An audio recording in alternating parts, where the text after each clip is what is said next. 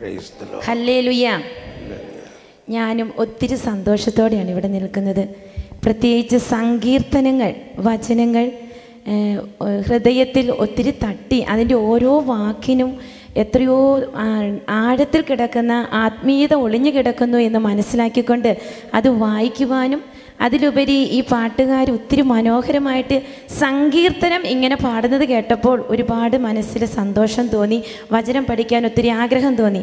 അതുപോലെ ബ്രദർ ഇന്ന് ക്ലാസ് എടുത്തപ്പോൾ പലപ്പോഴും പറഞ്ഞു വിഷയം കടന്നു പോകുന്നു, വിഷയം മാറിപ്പോകുന്നു എന്ന്.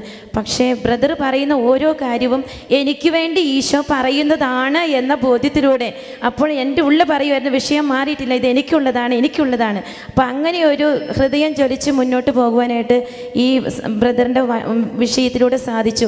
താമര ചെളിയിലാണ് നിൽക്കുന്നത്, പക്ഷേ താമരയിൽ ചെളിയില്ല. ഇങ്ങനെയുള്ള കുറച്ച് നല്ല പോയിന്റുകൾ മനസ്സിനെ ഒത്തിരിയേറെ സ്പർശിച്ചു.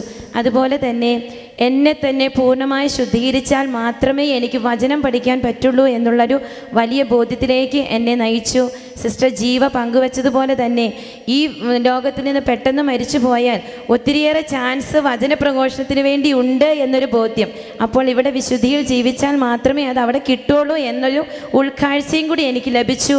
ദൈവം ബ്രദറിലൂടെ നൽകിയ എല്ലാ നല്ല ചിന്തകൾക്കും നല്ല ബോധ്യങ്ങൾക്കും ഉൾക്കാഴ്ചകൾക്കും ദൈവത്തിന് നന്ദി. Praise the Lord. പച്ചയായ പുൽത്തകിടിയിൽ ഒരു വരി പാടാമോ?